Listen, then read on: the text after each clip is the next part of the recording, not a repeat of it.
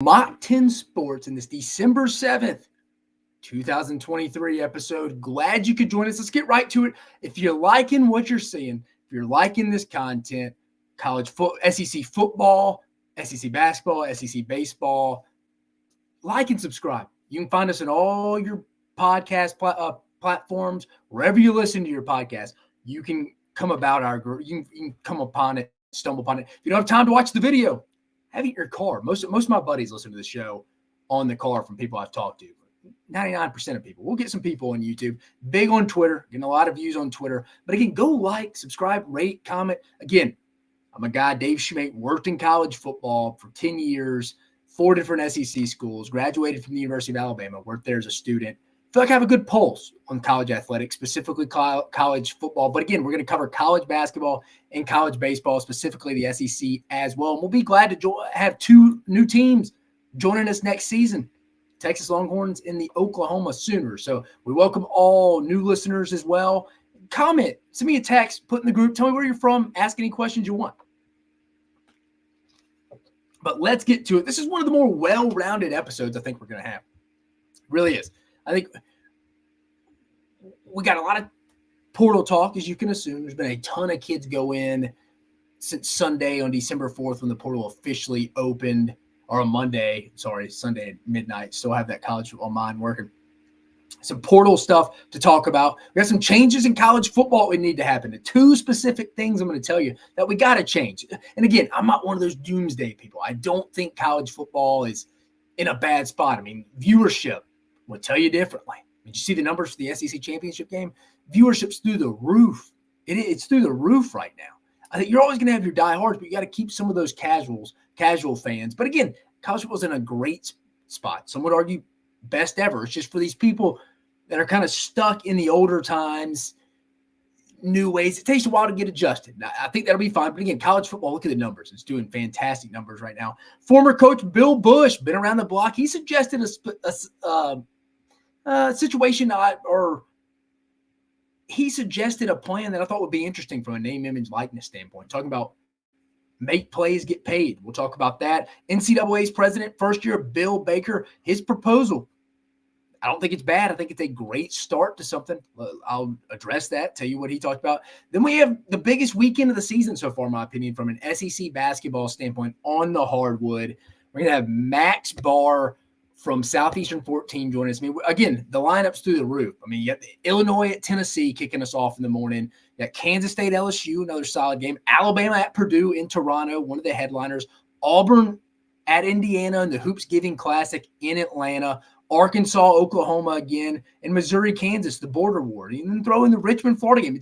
It's up there with Feast Weeks. It's one of the best just single days we've had in the SEC. But again, Max Barr does a fantastic job covering the SEC from a basketball standpoint for Southeastern 14. He is going to join us. And with that being said right now, I am going to send him this link right now just so I don't forget before he gets on. There we go. We have sent it right there. But let's get right to it. Around the SEC, just throwing some names out. Again, was kind of structuring how I wanted to do the transfer portal. I don't want to be reading all these names and giving you stats like that. I'm going to give you the SEC guys' names that are in the portal and either some commits that the SEC is going to pick up. I'll throw some team names in that I've brought up that are like Juice Wells, for example, and bring up some schools that are involved in that. So, again, I didn't want to go through stats. He's made 68 starts. You don't really care. I'm just bringing up some names so you can just have a feel. I really think this is one of the more top-heavy, best players from a top-to-bottom standpoint. Maybe I shouldn't say top-to-bottom, but definitely top-heavy that we've seen in a while. I mean, you got Walter Nolan. I mean, first-round interior defensive linemen don't go like that. Chris McClellan from Florida, who I think is a solid interior guy. Had a good game against Tennessee. Go put the film on. He's in the portal. I think it's got a lot of good top-heavy guys on there. Oops, sorry, we lost our – there we go. Lost our screen for a minute. But I'm going to read you this list. Leading off, Florida running back, Trevor Etienne. He's entering – that's Travis Etienne's brother. That happened today. He's entering the portal. You got Juice Wells, wide receiver from South Carolina. I just mentioned him. He's in the portal. Sounds like he's going to leave South Carolina. They talking to some people over there. They accepted that. And then you're going to have Ole Miss. There we go. Oh, sorry about the background. It sounds like it's going to be between Ole Miss, Tennessee, Texas, and Oregon. If you follow social media, you see Lane Kiffin was in Columbia. He was also in Fayetteville, Arkansas yesterday, but just kind of trolling, sending out pics. They're trying to meet with him there. Remember, you got college coaches going on other campuses right now trying to meet with kids. But Juice Wells leaving South Carolina, Ole Miss, Tennessee, Texas, Oregon are the teams to keep an eye on. Addison Nichols, a depth guy for Tennessee's offensive line. He's in the portal. Malik Chavis has played a decent bit for the Arkansas secondary. You've heard his name. Fuck, he's been around college football for a while. He is leaving Arkansas. Jake Johnson, Max Johnson's brother, tight end. Max Johnson's already heading to North Carolina. Well, Jake Johnson from Texas A&M, tight end, he's entering the portal as well. You're going to notice a lot of Texas A&M guys. Brock Vandergriff, we mentioned last episode, officially committed to Kentucky, backup quarterback for Georgia. That can only really tell me one thing. I think Carson Beck's going to come back. I think he's going to get the dollar amount he wants from Georgia. Going to pass up the NFL draft, which is probably the smart decision. It's a deep NFL draft. Bring your stock up a little bit because he didn't have the greatest game against Alabama. He didn't. It just is what it is. But I think he could have a better year coming off that. Again, Brock Vandergriff. Xavier Thomas, one of Mississippi State's better wide receivers. Sounds like it's down to LSU and Auburn. Raheem Rocket Sanders, we all know him, one of the better running backs in the SEC. Banged up a lot this year. He's entering the portal. Maybe he's dipping his toes in the portal, saying, hey, see maybe what Arkansas can get me here. How much money can I get from Arkansas? It's what a lot of these guys do. You don't just think they're entering their portal and they're for sure staying in. I reached out to some of my contacts at Ohio State. I know this is an SEC show, but if you follow college football at all, Kyle McCord, the starting quarterback at Ohio State, entered the portal.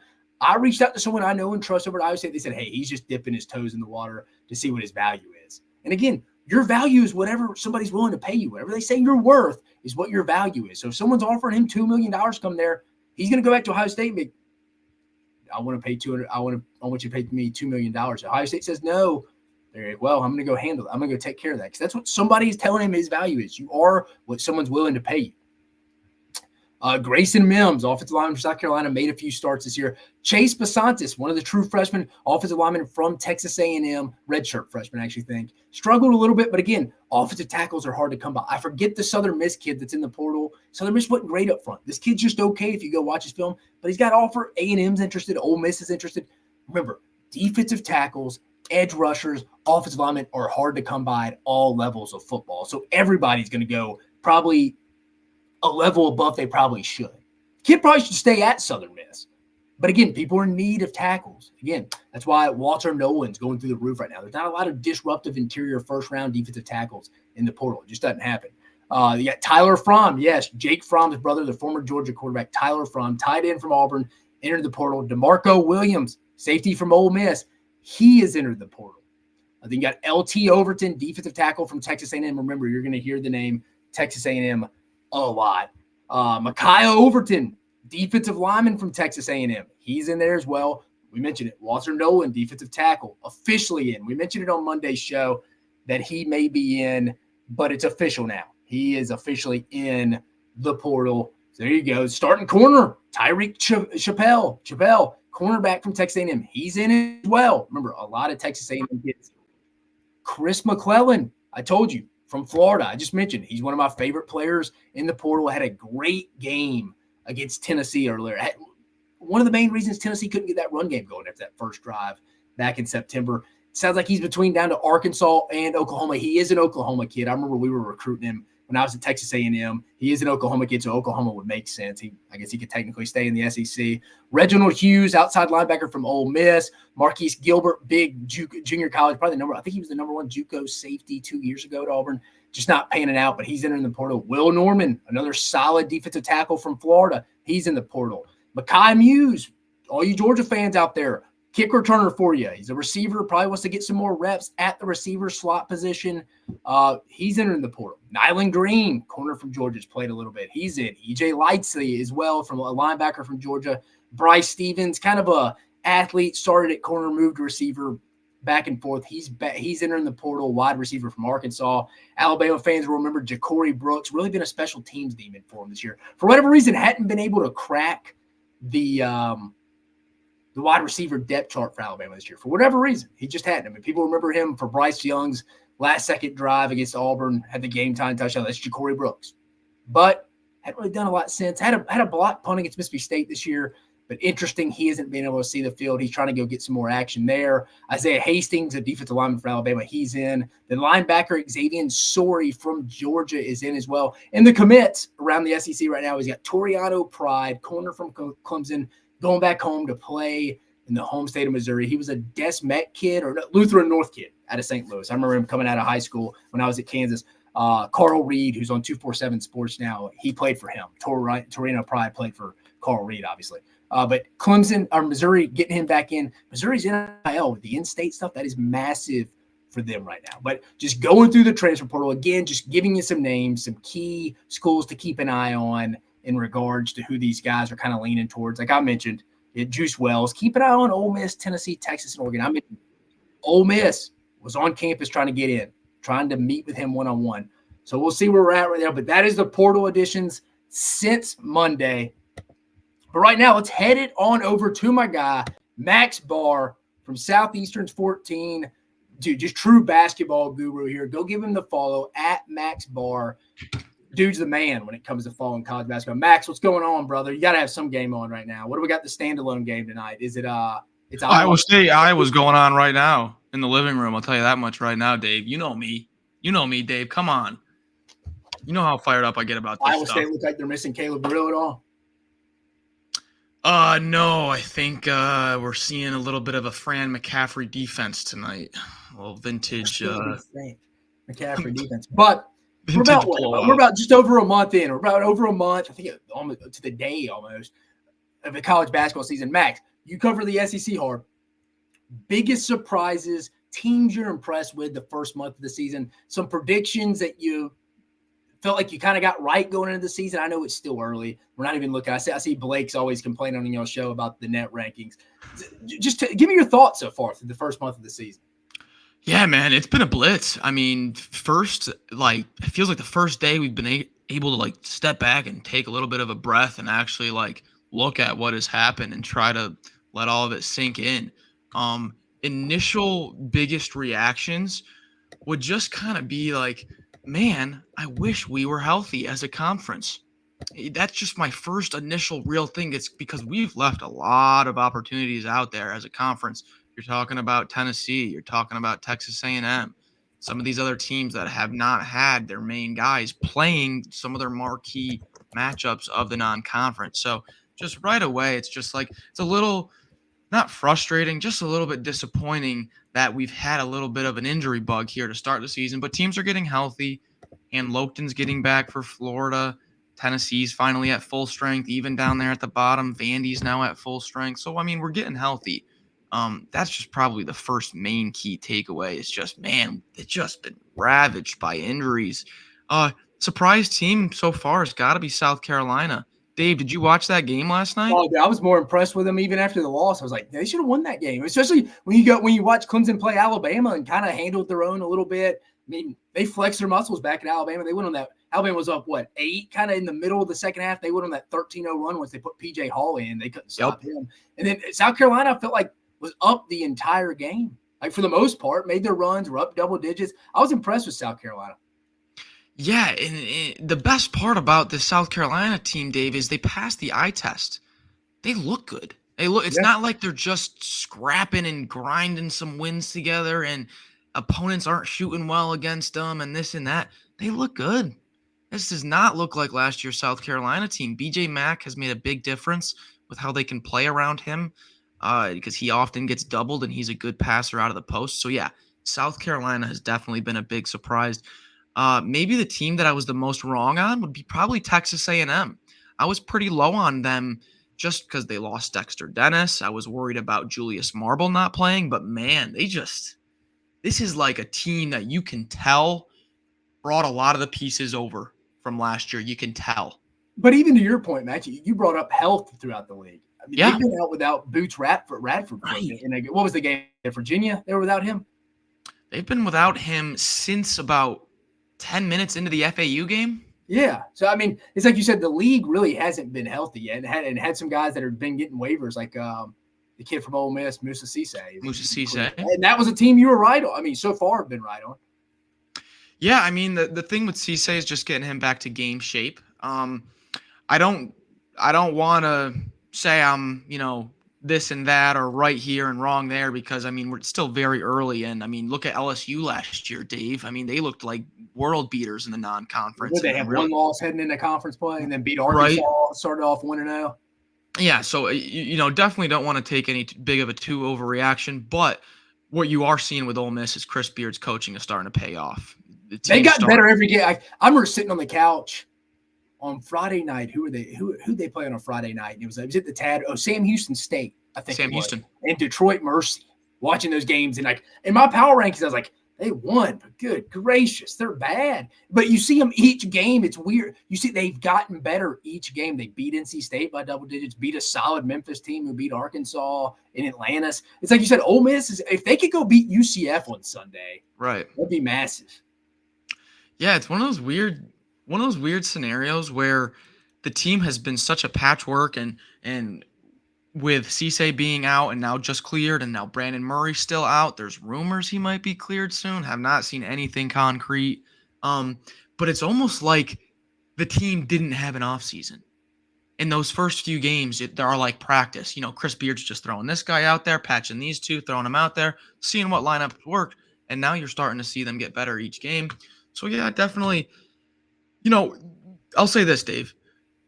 If you like analytics, I like them at the end of the season. I don't really like them that too much in the beginning of the season. They're hard to take too much weight off of. But the SEC has 13 of 14 teams in the top 100 of KenPom. So when you're thinking of like quad 1 and quad 2 wins coming down the stretch here into conference play, pretty much as of right now, pretty much every single opponent you're going to face in conference play is going to be a quality win. So. Because right now, so the SEC's got off to a rough start. I think off the top of my head, what do they have? 8 quad 3, quad 4 losses combined? It's something like that, isn't it? Not sure the exact number, but Vandy's not doing us any help there with that number so far. Yeah, Vanderbilt and Jerry Stackhouse and the boys are off to a rough start. Another thing I want to give you credit for, and I think most people who follow college basketball would have agreed with this, but is the Alabama defensive thing you were on. A lot of Alabama fans were on you for picking them 5th, but in reality, you can make Alabama's one of the worst defensive teams in the league. Now, on the other end of that, offensively, they're one of the better teams. But again, it just kind of has some – it reminds you of the team 2 years ago for them, the 21-22 team. Again, I think some of that was defensive effort. I don't see an effort thing with this team. I think some of it's just personnel, and it is what it is. No, yeah, right on. And once again, I don't want to go saying I'm right here or I'm wrong there because Nate Oates is one of the best coaches in the land, and he's got some time here, and he has some tests here coming up now where he can really develop this front court defense and really start to get this ball moving before we hit conference play. The thing about Alabama is they just need someone to bring out that dog. Someone when that other team, when Clemson puts in PJ Hall, someone should be raising their hand. I got him. Out of that front court group of Grant Nelson, of Waggy, of Pringle, of Jaron Stevenson, all those 6'9" and above guys.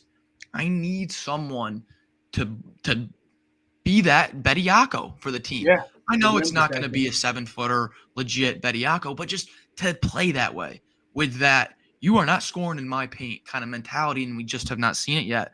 But if there's any time we're going to see it, it's going to be this upcoming stretch here for Alabama because they've got some tests.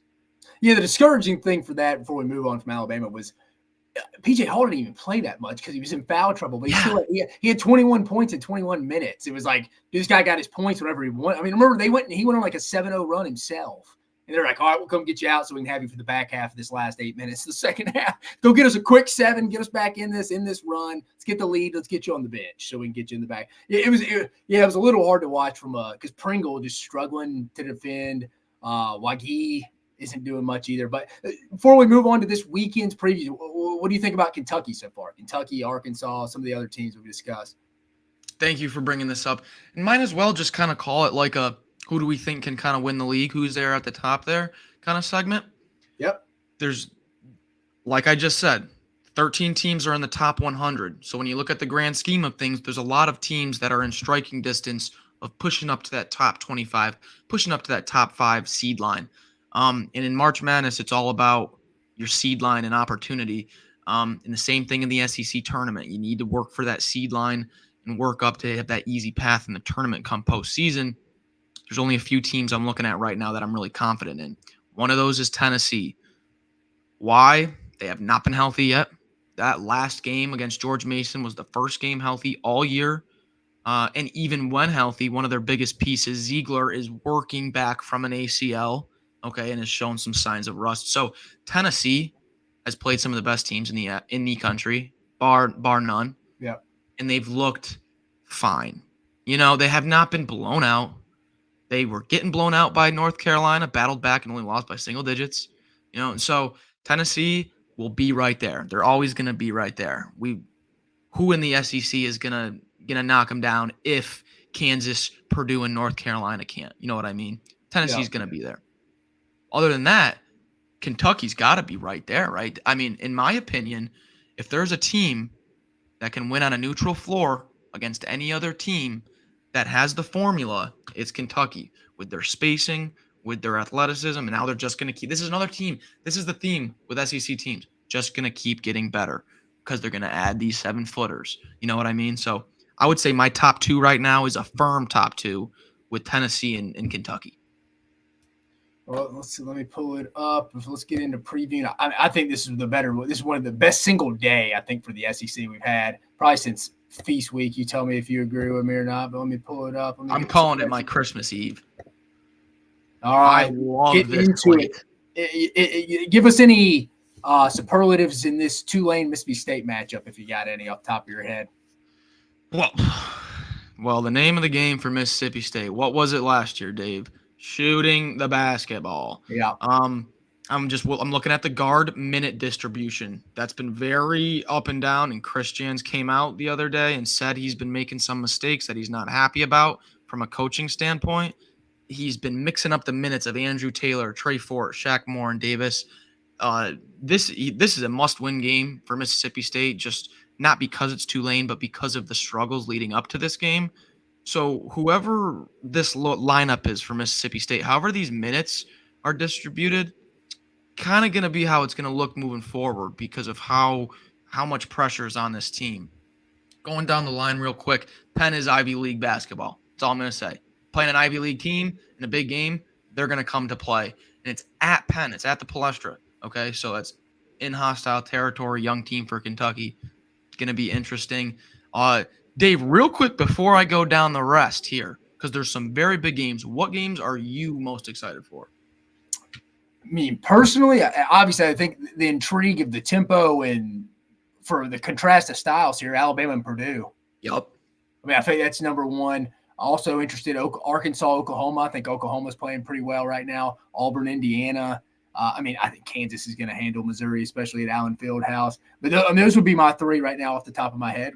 And you could throw, obviously, Illinois is going to be a good basketball team with Brad Underwood and them rolling into the Tommy Bowl. So that'll be – we got what, 1, 2, 3, I think 4 legitimate, if you consider Missouri, Kansas 5. I think you got 4 legitimate games that – I think Purdue, especially if Grant Nelson's out for Alabama. Granted, he ain't some big post guy, but – sounds like he hadn't practiced all week. I bet he doesn't give it a go on Saturday if he hadn't practiced all week already. I just don't know how Alabama's going to really guard Zach Edey. What's your thoughts on that matchup, just from a tempo standpoint? Can you think Alabama can get them totally out of their comfort zone?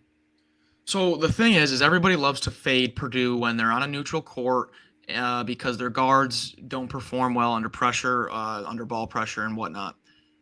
This is my thing.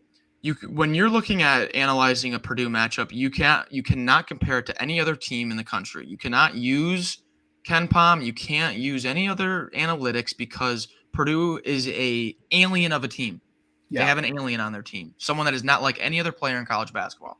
So you're not going to get a good look at it from an analytics standpoint. What you are going to look at is size and matchups and how is the team going to match up. No one really is going to guard Zach Edey. He's going to get his. Unless you're like the best interior, like you're Nate Mensah on San Diego State last year. You're Betty Yako. Unless you're that, your team's going to have to throw doubles at him and whatnot. This is my big thing with Alabama that I kind of like. Even though their front court defense is so bad and everyone knows it's so bad, they've got Wagi. They've got Pringle. They've got Stevenson. They've got Diabate.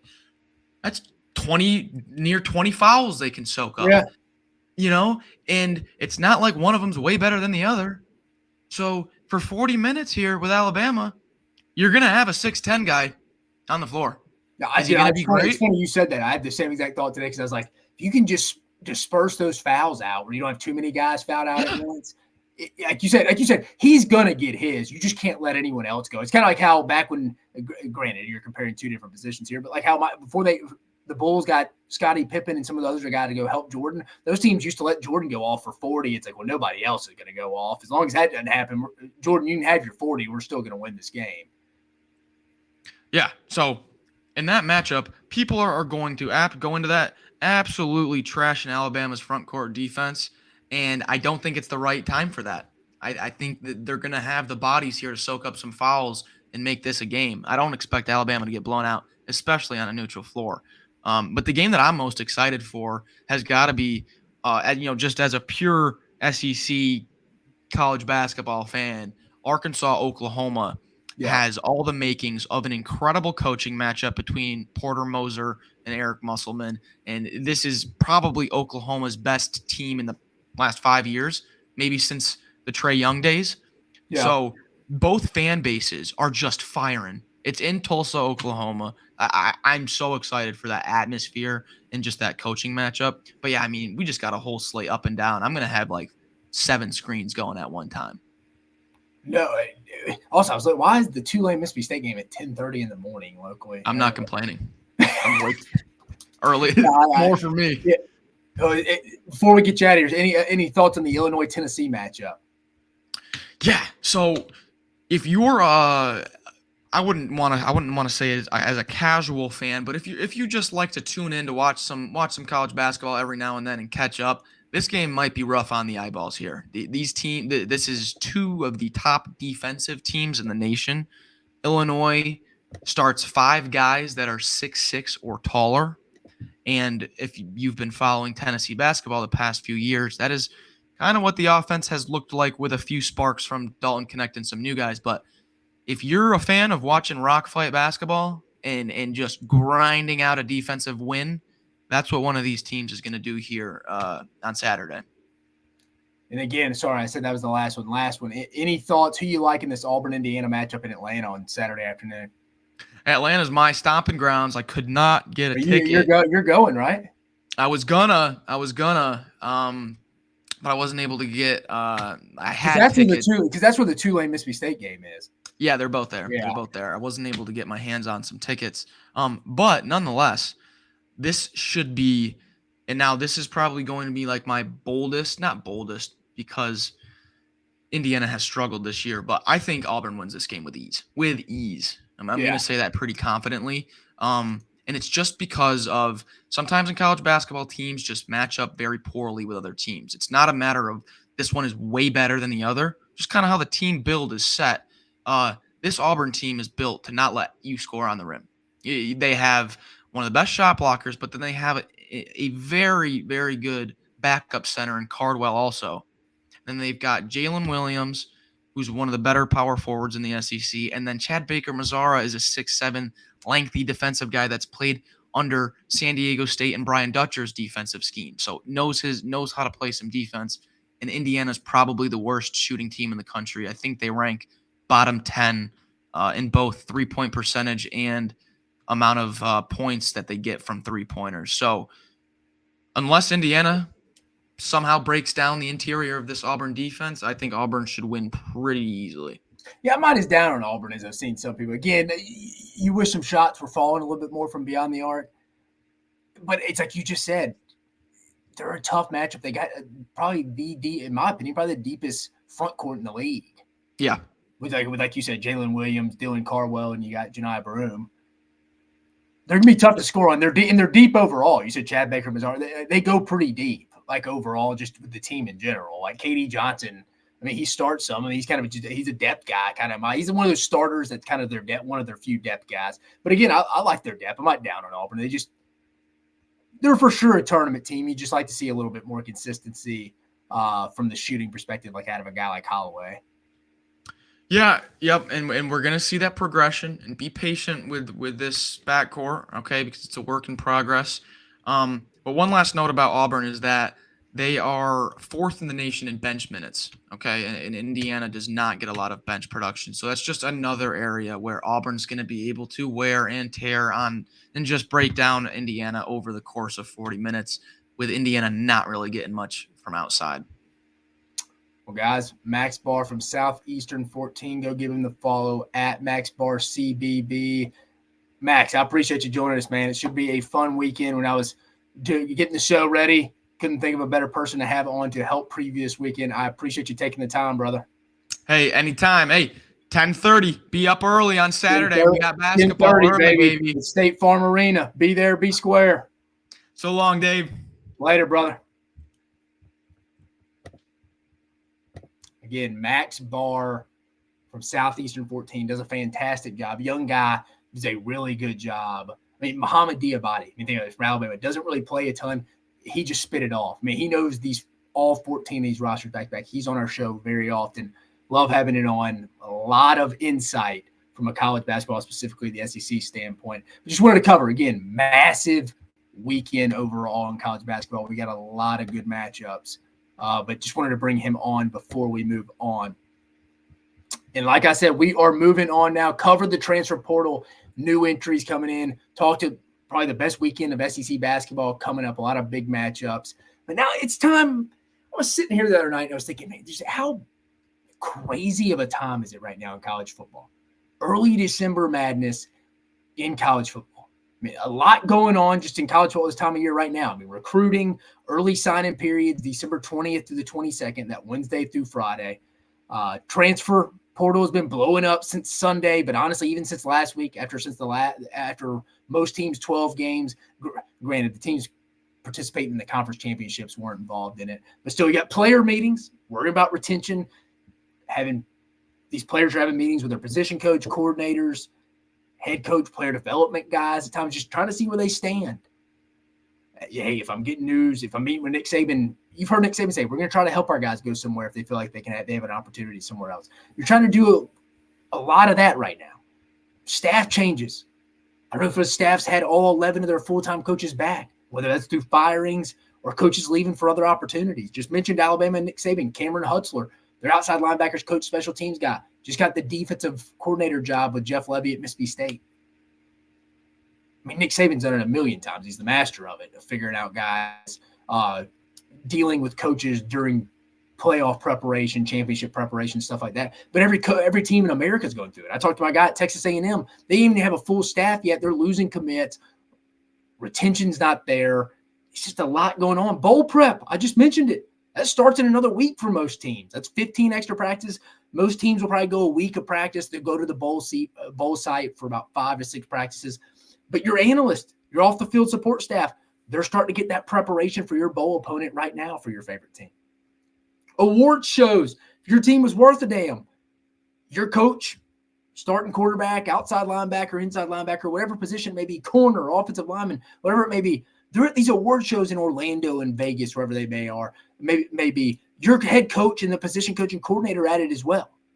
If you're on a good team and you're at these award shows, your favorite team's coach and staff not getting much rest right now. Not getting much rest. And I say all that not to say feel bad for these coaches who are making 6 figures, $1 million, but to use this as an example of how can we expect coaches and players to make good decisions for their program and for themselves when all that is going on. That is so much going on at once, so many distractions, so much wrong information. I think we should split up the transfer portal signing day and high school signing day, if you want me to be honest. Have 2 separate signing days. And I know somebody's like, well, we already have 2 signing days. Yeah, within 5 to 6 weeks of each other. It makes no difference. We need to get rid of that and actually have a more structured, organized signing day. Like, hey, here's the day transfer portal guys are signing. Let's do the high school signing in February like we used to. If kids want to early enroll at a high school, that's fine. They do it like how they used to. And then get promoted on signing day in February. But you got to make this a more clear picture for everyone involved. People make better decisions when they have more information at their hand. So this leads me to my first point. I have 2 main points that I think need to change in college football. And this is the main issue. We need to change the college football calendar. Let me say that again for the people in the back. We need to change the college football calendar. And then speaking of this, just throwing this off the hook, We're adding a 12-team playoff next year, and those playoffs are going to be starting earlier, and we're going to have more teams in preparation for that. Plus dealing with roster management stuff. We're just, again, doing too much right now. If we separated the signing periods for transfers and high school prospect, we could relieve a lot of this anxiety and ultimately allow both parties, which when I say both parties, the coaching staff and program and individual players, to make the best decisions for themselves. I mean, imagine if you had your transfer portal signing day, you're dealing with that in December. All right, we're worried about retention. We're going to do the right thing morally, help the guys out, try to get them at other spots, because we all know different guys at different programs. They may need a corner. Johnny's our 8th corner. He needs to go get some reps over there. But we got our roster set from retention, who we want to go get out of the portal. Well, now the high school kids in February can go make better educated decisions because they know, all right, I don't have to go worry about getting replaced by a transfer portal guy. You understand the roster right now, we're all throwing everything, all these recipes into one big soup bowl right now and coming up with a flavor that is just way too much. We're doing way too much right now. We can't have dessert every day of the week. We're just doing way too much. If we could just simplify this and, again, allow 2 different signing days for your transfer portal kids, and people are like, you already got the transfer portal window. That's a window. It's a window when they can be in. We need a transfer portal date where they have to be able to sign at this point. And then we got to have an individual high school, just so the transfer portal kids know where they stand immediately. They're the first ones right off the shelf. And then the high school kids can go look at those rosters and make, you know what, they added 3 kids from the transfer portal here, added 2 here.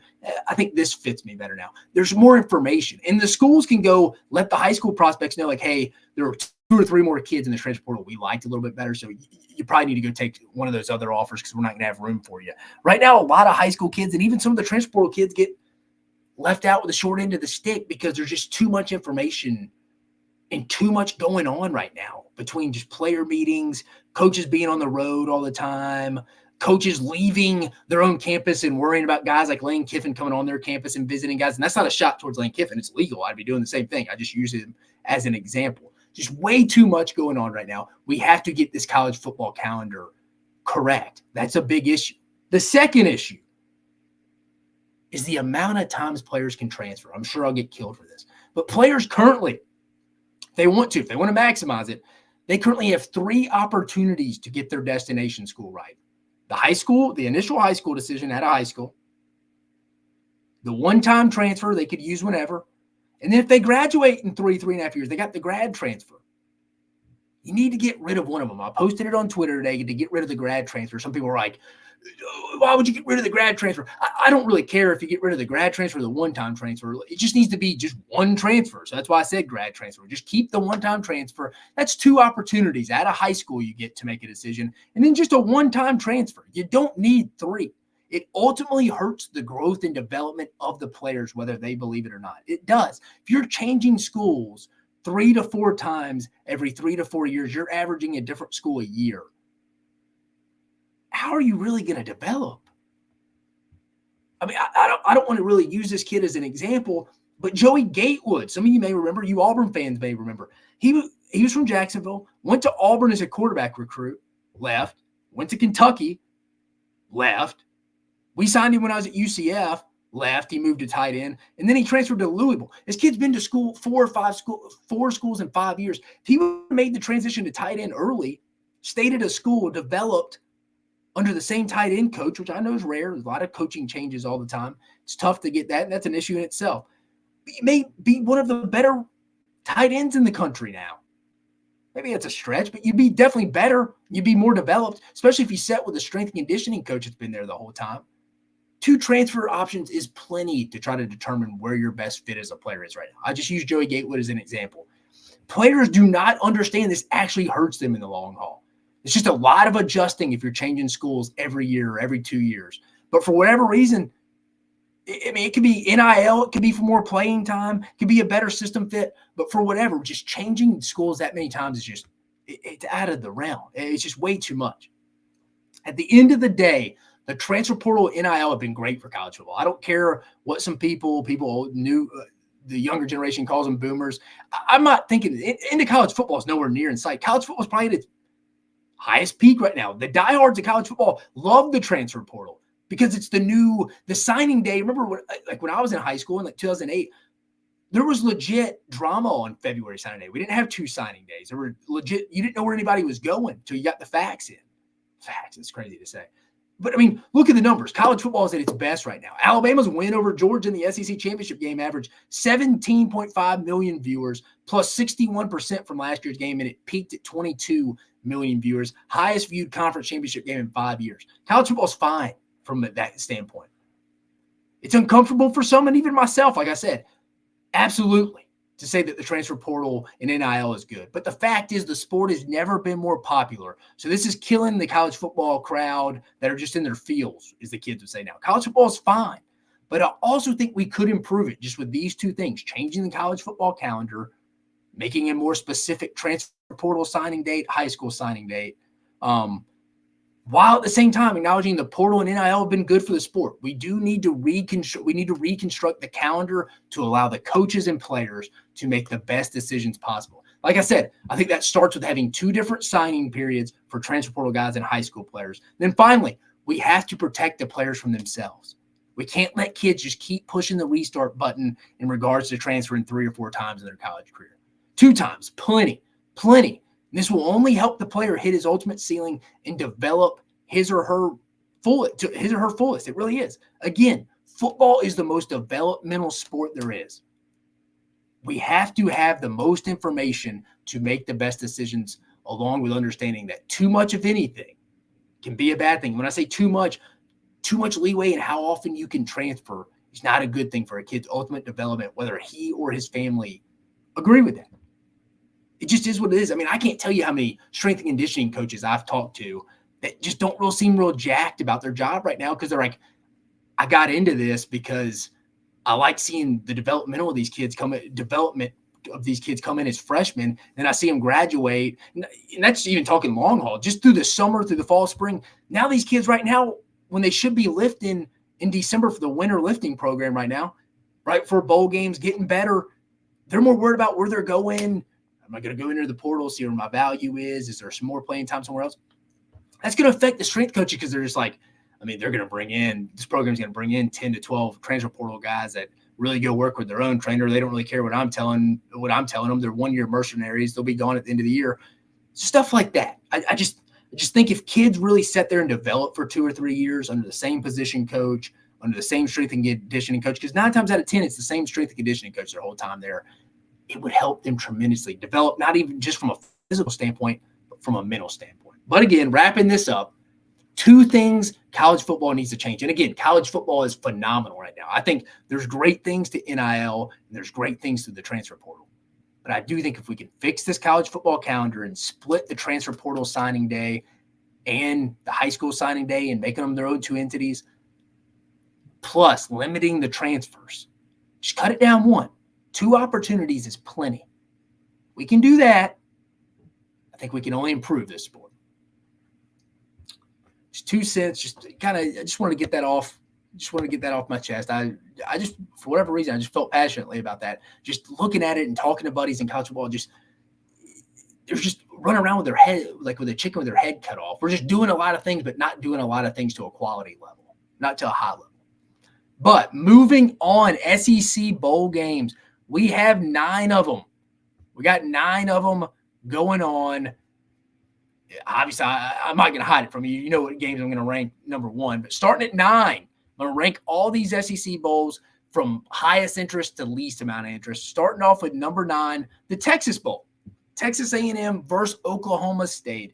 A&M currently favored by 3 somehow with all these opt-outs. But I was going to check that last night. But a lot more with Tyreek Chappelle and now Walter Nolan officially in. Weird game. A&M will be out with numerous players. Elijah Robinson, the new DC at Syracuse, is still going to be the interim head coach. Oklahoma State, not very good, struggling. Mike Gundy's own kids entering the transfer portal. It'll be interesting. They played in 2019. I don't really know what to think about this game. Not real jacked about this game, if I'm being honest with you. I mean, I'm always jacked for football in a bowl game. Don't get me wrong. Relatively speaking, from the other 8 games in the conference, this one just comes in at 9th to me. I feel like a lot of people would feel the same way. Coming in at 8th, the Gator Bowl. Kentucky versus Clemson. Clemson currently favored by 7, according to the DraftKings Sportsbook. Disappointing season off the top of my head for both teams, but it shows you the job Mark Stoops has done in Kentucky. I mean, a 7-5 is a disappointing year for them.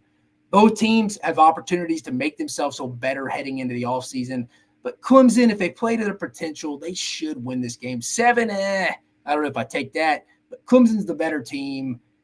Again, this game doesn't really do a lot for me.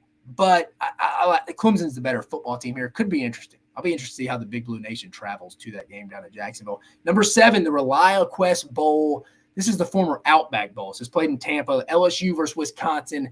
LSU currently favored by 10.5. Does Jaden Daniels play? I think he's going to end up winning the Heisman this upcoming weekend. I don't know how he wouldn't. Someone brought up to me, should Jordan Travis, with the way the College Football Play Committee ruled with leaving Florida State out, if he mattered that much, shouldn't he win the Heisman? I think it's a fair argument you could throw in there. But I think Jaden Daniels overall, when you factor in what he did through the year and certainly what he did on the grounds, got to win it. But after he wins the Heisman, does he decide to go down to Tampa and play in this game? I don't know. But if not, we're going to see Garrett Nussmeier. Get another look at him.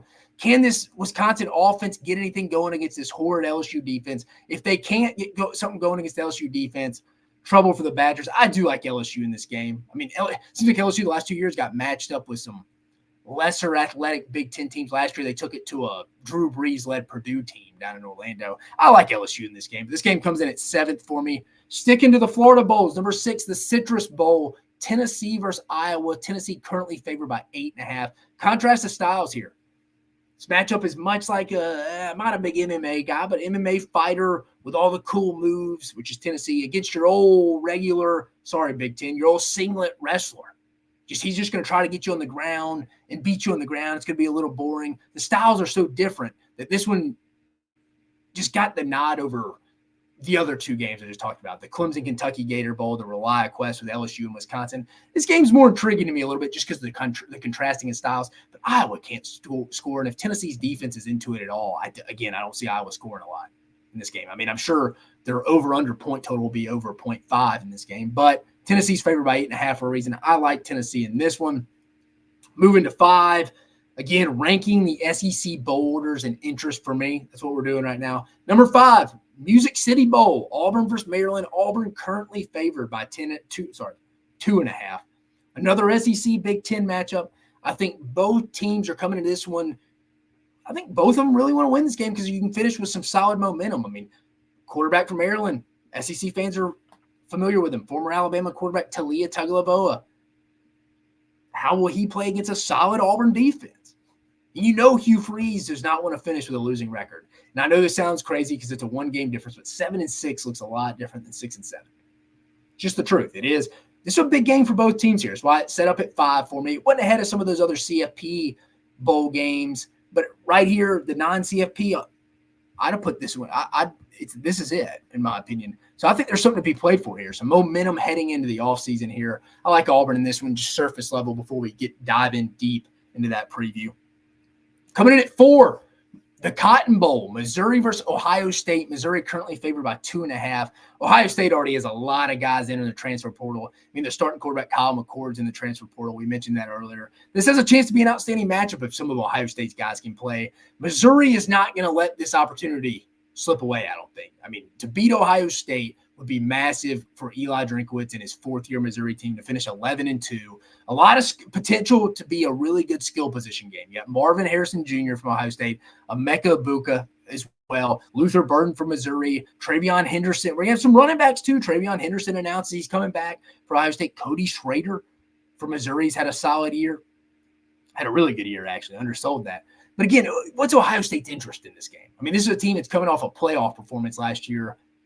This game means a lot more to Missouri. They've already sold out their allotment for this game. I like Missouri in this one, if I'm being honest, just because they're going to want to be there. But Missouri currently favored by 2.5 right now, according to DraftKings. Now we're getting to the CFP games. Number 3 of most intriguing SEC bowl games, the Orange Bowl. Georgia versus Florida State. Georgia currently favored by 14. This completely depends on what Keon Coleman and Trey Benson do. Johnny Wilson, the other big receivers, already announced he's missing this game. He's out. He's opting out. How motivated is Georgia going to be in this one? Knowing that program is probably more motivation than you think, just because Georgia's not going to want to go lose 2 games in a row. They ain't done it since the 2018 season when they lost Alabama in the SEC championship. They went down to New Orleans, got embarrassed by Tom Herman in Texas. That's the last time they've lost 2 in a row. Florida State should look a little better with a month to prepare. getting Tate Rodemaker back. They should look more improved than they did in that Louisville game. This all depends on what Georgia team shows up and how serious are they in this trip. Or is this just a vacation to them? I don't think the way Kirby Smart leads this program, that's going to be the case. They're the better team. They're favored by 14 for a reason. I like Georgia in this game. And again, because I don't know how many of Florida State's guys. It wouldn't shock me if Keon Coleman announced tomorrow he's opting out of the game. So I like Georgia ultimately. Could be close, though. Number 2, the Peach Bowl. Ole Miss versus Penn State. This really, besides the non-obvious, is the number 1 for me. Penn State currently favored by 3.5. I love this matchup. Both teams should not have many opt-outs. The Ole Miss offense versus the Penn State defense will be the matchup to watch here. And Ole Miss has shown they can win some lower scoring games here. While Penn State has kind of been whatever, the defense is actually pretty solid. Penn State didn't have any real notable wins. They've lost to the 2 teams that they were not favorites against, Ohio State and Michigan. But Lane Kiffin wants to avenge the Sugar Bowl loss from 2 years ago. And again, I know this isn't the Sugar Bowl, it's the Peach Bowl. But Ole Miss, this will be their second CFP bowl game in 3 years. Not a lot of teams across the country says this would be big for Ole Miss in Lane Kiffin's program to get a big win against an historic program like Penn State.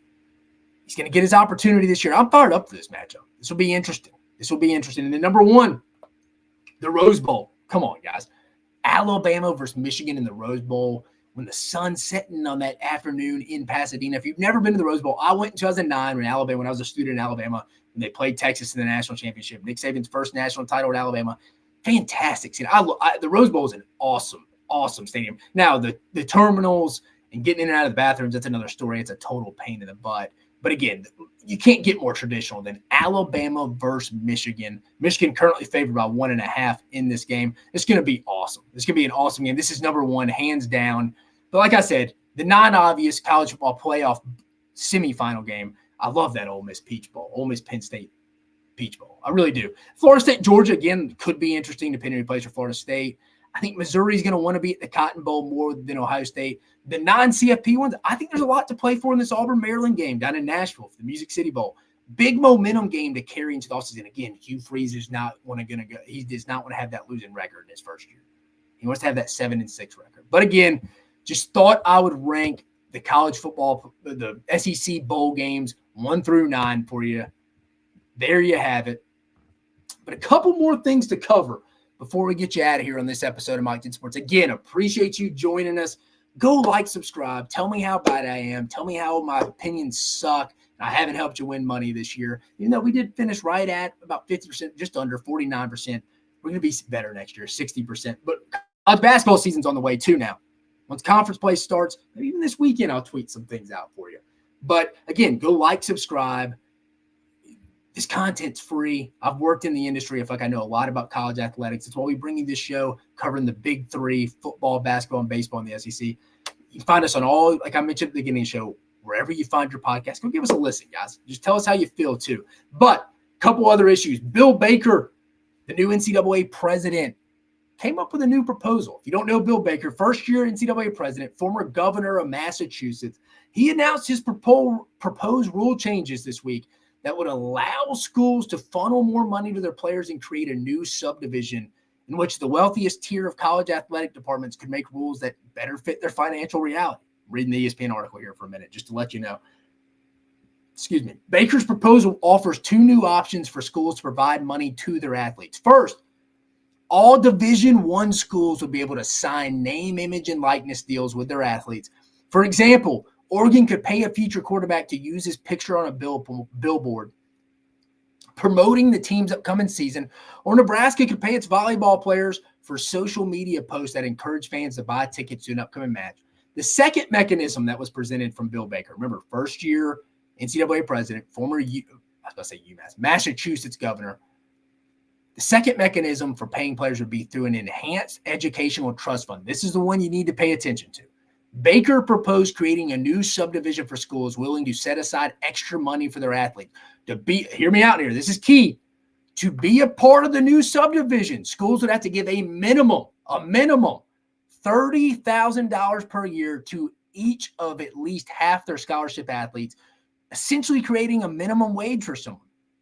In my opinion, I'm reading this a little bit as, hey, this is going to be some revenue sharing, but we're not going to call it revenue sharing. That's just my opinion. That's not what I'm reading. I'm just reading the article, so I'm being clear for you here. Back to the article. For an average Power conference athletic department, this would mean a minimum investment of roughly $70 million to $10 million each year, which in most cases would be less than 10% of the annual budget. Don't listen to that last part. A lot of these national media people want to pretend that we have money trees growing in these athletic department budgets when most of these universities operate in the red. And again, from what I'm hearing from talking to some clients, people who have their ears on the ground with NCAA, there's going to be anywhere from 65 to 70 schools that could be a part of this. But again, that's $7 million, $10 million a year you're just giving to some of your student athletes. But for the trust fund, Title IX would likely, this is another key part, really one of the major key parts. Title IX would likely dictate that schools distribute proportionate amount to women and men, obviously Title IX. For example, if a school's total trust fund for athletes is $10 million, remember we talked about they at least had to give each student athlete $30 million. That was the minimum wage. If they have a budget for $10 million, and remember, these schools can go up as much as they want. They could pay their student athletes on average $50,000 a year if they want, but 30 is just the cover to get into the club. But say it's $10 million, like it's stating, half of it has to go to the varsity athletes that are women. That's $5 million that would have to go to your women, to your women athletics. Now, again, that's not dispersed between all your student athletes that are women. That's the money. So you could give, for example, Livy Dunn, the famous gymnastics girl for LSU or woman for LSU. You could give, or the Caitlin Clark, woman who plays basketball for Iowa. You could give her all that $5 million out of that 10. It doesn't say you have to disperse it throughout all your women athletes. It could be just the money. 50% of the money has to be dispersed to some kind of women. This is where it gets dicey, in my opinion, because most, if not all, women's sports do not bring in revenue. And unless you've been living under a rock, most people know only football and most men's basketball programs bring in money. Most baseball programs don't. I mean, I remember looking back in 2017 or 18, LSU, who's just coming off winning a baseball national championship, they only brought in, I think, $800, $900 of revenue. They sell out all their home games. Baseball doesn't bring a lot of money. I just do not see how I don't see a lot of people signing up for this, honestly. Again, first proposal here by Baker, and tip of the cap to him. He is moving the ball down the field in some form or fashion. He's trying, which is more than you could say about Mark Emmert. But these athletic departments are not run like normal businesses. If they were, a lot of them would have filed bankruptcy a long time ago because a lot of them operate, if not all of them, operate in the red. And at the very least, if they were operating like normal businesses, they would only play football, basketball, and maybe one other sport. Like at a school like Ole Miss, they play football, men's basketball, and baseball. Same with LSU. A lot of schools would probably pick baseball. Maybe some school would pick women's basketball.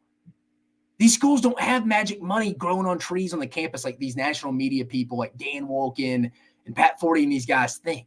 They'd say, oh, this is how much X amount they brought in this year. Well, you didn't see how much they spent either on travel, food, the women's golf team flying everywhere and eating when they don't bring any revenue. Coaching staffs may shrink a little bit as well. Same with coaching salaries because you're having to go give 50% of it to women's athletics who's not generating any money. If this is the case, this is essentially, hey, football and men's basketball, we're going to take that revenue you created because of Title IX. We're going to give it to the women just because. We want to live in utopia. We want to live in utopia, a perfect world where everybody gets the same amount. And if you're for a capitalistic society, you wouldn't be for this.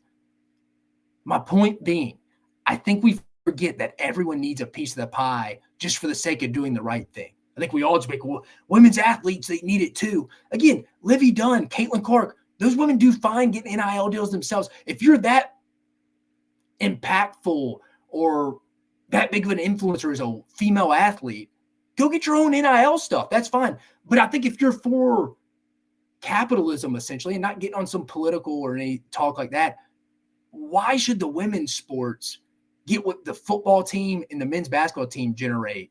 It doesn't make sense to me. It doesn't make sense to me. Because remember, if you have a $10 million budget, these athletic departments are going to give to their schools. If you're one of these 65, 70 schools who can afford it, essentially separating the haves and have-nots, you have to give $5 million into that if you have a $10 million budget to women's athletics. It could be one woman, but you got to give it to some side. That $5 million is not going to male athletics, to football or men's basketball, who's generating that revenue.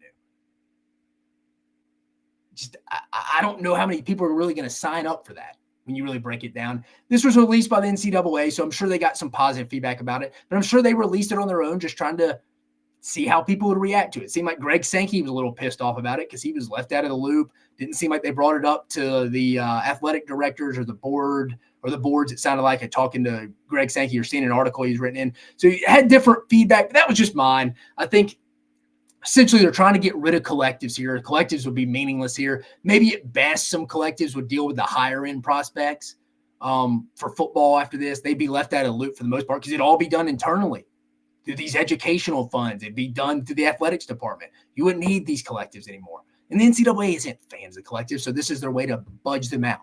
But again, just wanted to bring this up. That's another talking point. Another talking point that I thought was interesting. I saw this on Football Scoop. Bill Bush, former college coach, he was on some show, I forget what it was. He made a point, call it make a play, get paid. Bush has a significant background. He's coached at Nebraska, I believe, 3 different stints as well. He's been at Ohio State, Wisconsin, Rutgers, Utah State, New Mexico, I think, won. So he brings an interesting perspective. He's worked in this industry before. Veteran college coach. Bush lays out a situation where a player makes a big play, and he said, throw on the Jumbotron, flash the player's Venmo account on the screen, allowing fans to donate a real time, and then the screen tracks and displays the total donations coming in live for all to see. I'll be honest with you, that would be pretty cool. I don't know how longevity that is, or realistic that is, or the hurdles the NCAA would you'd have to get over the NCAA for that. But could you imagine how much money Auburn fans would have donated to Chris Davis right off the bat after the kick 6 return? Or how much a kicker, if he kicks a game-winning field goal at home, would get if he kicks the game-winning field goal and they pop up his Venmo account. You know how many people are donating to that? Or Michael Crabtree in 2008 when he made when they scored in the last play of the game, him and Graham Harrell to beat Texas, put up Michael Crabtree's Venmo account up there. How many people are throwing money out there? I mean, really, the Chris Davis one comes to mind. Can you imagine that?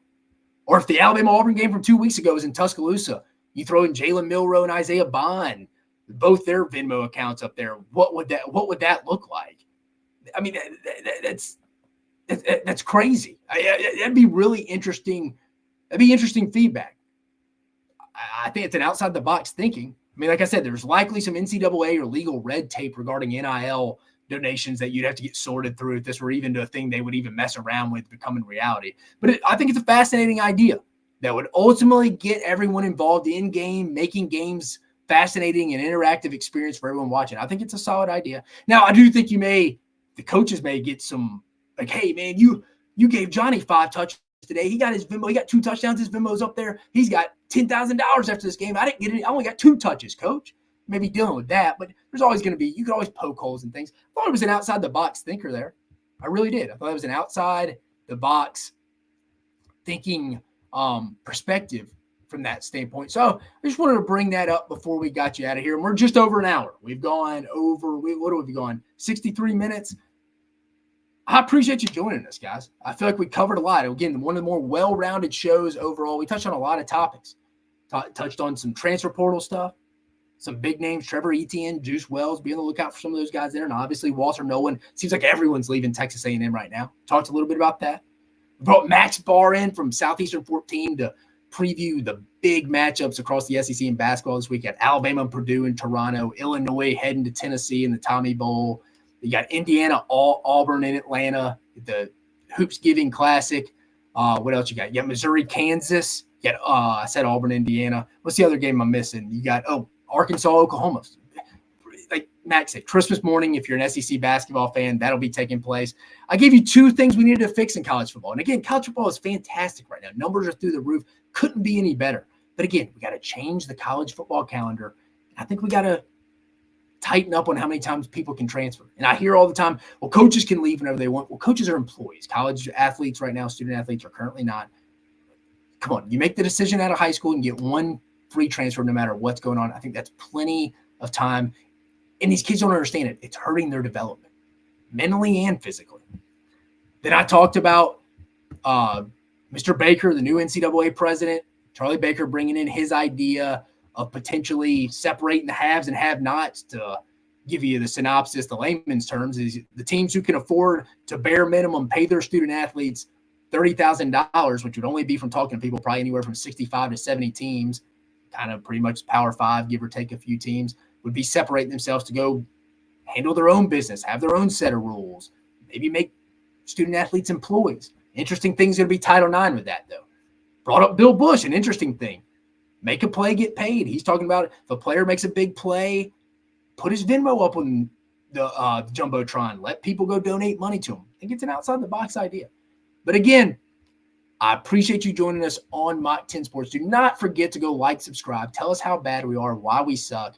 I hope you enjoy this show as much as I love putting it on. We got a lot coming up. Busy time. We got 9 bowl matchups here within the next month. Transfer portal going through January 4th. College basketball is just starting to get whipped up. We're about just under a month from conference play heating up in college basketball. Some coaching changes maybe happening still. Some people filling some staffs. Texas A&M still has a few hires. But again, I'll keep you updated. Follow me on all my social media accounts at Mach 10 Sports. But again, I appreciate you joining us on this episode of Mach 10 Sports, this December 7th episode. You have a fantastic weekend.